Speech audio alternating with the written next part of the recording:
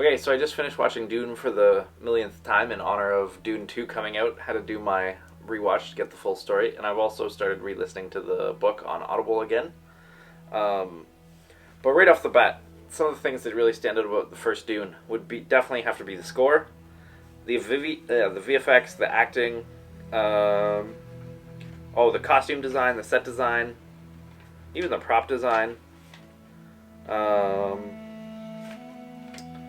I think, yeah, that's a couple of the main things that really stand out to me. And then in order of the old trusty notes. The opening of Paul and Jessica, instead of in the books where Jessica just kind of pulls him right out of bed,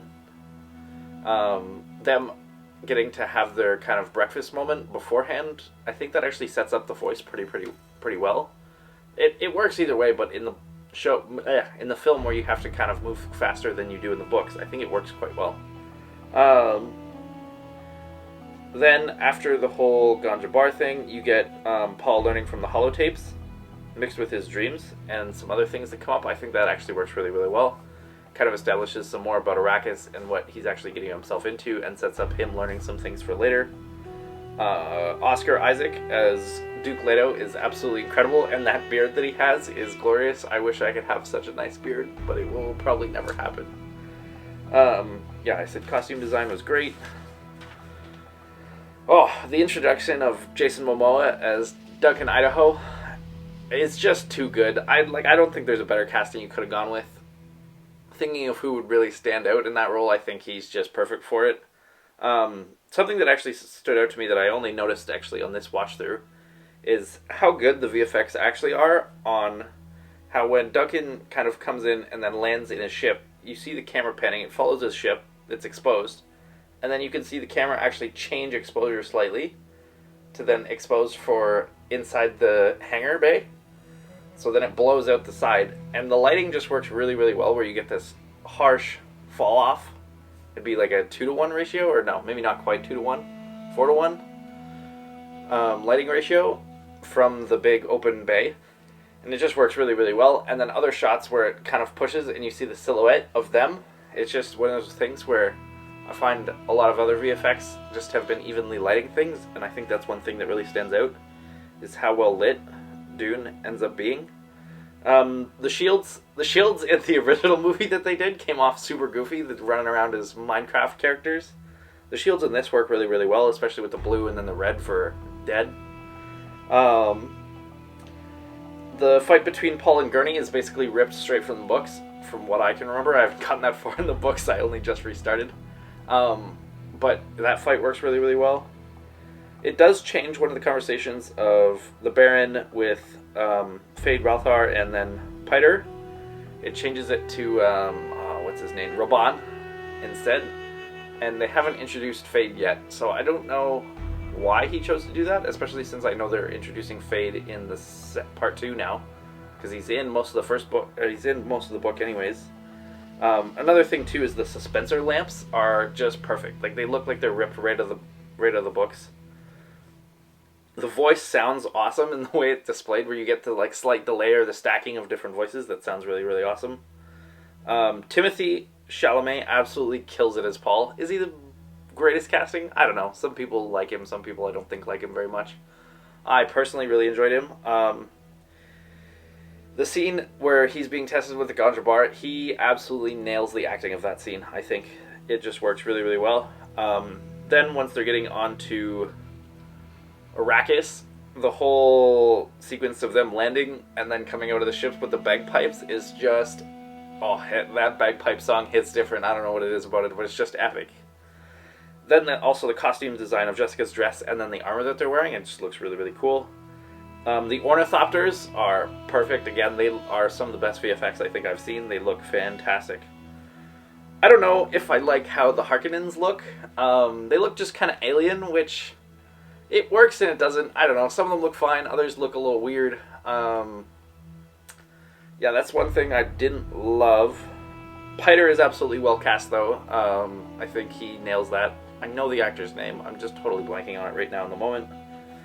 Stilgar is also super well cast. But we don't get Gurney Halleck singing at all in the first movie, and I think there's a deleted scene where he does. I'm not 100% on that. But I hope we get him singing in the second part. They do swap Kynes to be female, which there's not really a problem with.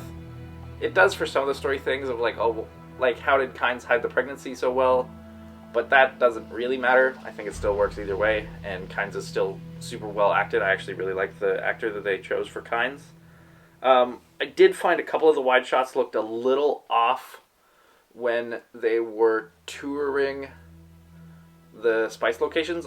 They just looked a little weird. I don't know what it was there.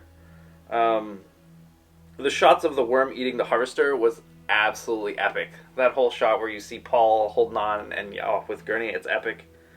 Right before Arakeen gets attacked, the moment between Jessica and Leto is super well done. I think they nailed that. It also just is a really touching moment between them that I think really represents their kind of dynamic. Then once we get into the fight, the explosions from the ships as Gurney and all the men are running out just look crazy, crazy good. The only thing that I didn't love is that the Sardaukar don't match the Harkonnen armor. And you hear some characters yell out, "Oh, it's Sardaukar," from just seeing them.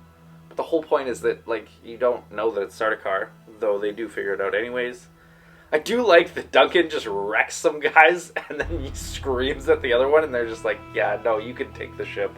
I thought that was really, really funny. The shot of the wide shot of Jessica and Paul looking at the burning city looks absolutely incredible. Leto's death is done super well. It feels exactly how it does in the books. Then once Paul starts fully gaining his sight, I guess, or I don't know what it's called again. But the way it's done in the tent, I think, actually matches kind of his internal monologue quite well. Then once they get rescued by Duncan's death, oh my god, that's just epic. Where he pulls the sword out of his chest, screams, and starts killing them again. Oh, that's good. Shots of the worm looking at them once they're running through the desert. That worm shot where it just comes up looking at them, and the sound design of the worm, kind of that like deep clicking sound that it makes, is really cool. Plus then too, the way that the worms kind of move through the sand, where you get the sand vibrating and then you start sinking in it. I thought that was a cool detail to kind of explain how they work. But after that, once they get kind of ambushed by the Fremen, and you get Jessica just wrecks Stilgar, and then he's like, "Oh, you didn't tell me you're a weirding woman." And she just goes, "Oh yeah, our conversation was cut a little short." I was like, okay, damn. Jessica's got jokes. Then Paul versus Jamis is really well done. The choreography of it is quite enjoyable. Just that whole back and forth of Jamis realizing that he's just kind of screwed is really pretty good. And even them questioning, they're like, "What? Why isn't Paul just killing him?" And then, really, I know some people didn't love the whole marketing around, oh, it's 2 parts. I don't either, and I agree that the ending feels like, oh, well, there's just so much more to happen. I think that part 2, once that comes out, people are going to be like, oh yeah, okay, it makes sense to stop. Because when you look at the books of where they stopped, it's not identical, but they pretty much stop at the exact halfway point in the books where there's then a time jump. So I think that'll work pretty well.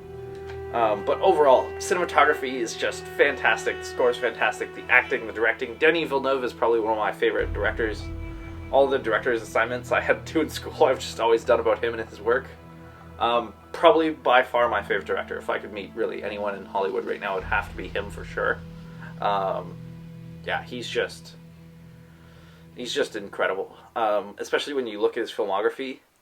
He's basically just been award-winning since he started. It's crazy. But yeah, I've seen some reviews from different people. I think I saw one of the things from Christopher Nolan, where he's talking about Dune Part 2, and he is giving it some high praise, so hopefully it's good. Dune is just maybe one of those 10 out of 10 films for me. Or maybe it's not 10 out of 10. 9 out of 10, let's say. But I think once we get the full 2 parts, it'll definitely be 10 out of 10. Just looking through the rest of my notes, make sure I didn't forget anything. Doesn't look like it. But yeah, Dune Part 1 is just must-see cinema. It's so good. I know not everyone loved it, although I think the majority of people did. I remember seeing this one Google review where some guy was like, oh, Denis Villeneuve just ripped off all of sci-fi. He just took it and made Star Wars again. And I was like, God damn it. Do people not realize what Star Wars is based on? Is like Dune and a whole bunch of other things. But I think Dune is just one of those things that's been somewhat forgotten before this movie came out. But hopefully people realize, no, Dune is one of the originators for a lot of sci-fi things. But overall, just a great film, and I am so hyped to go see Dune. I've already pre-ordered my tickets for part 2, so yeah, I will definitely make a video about that once it comes out.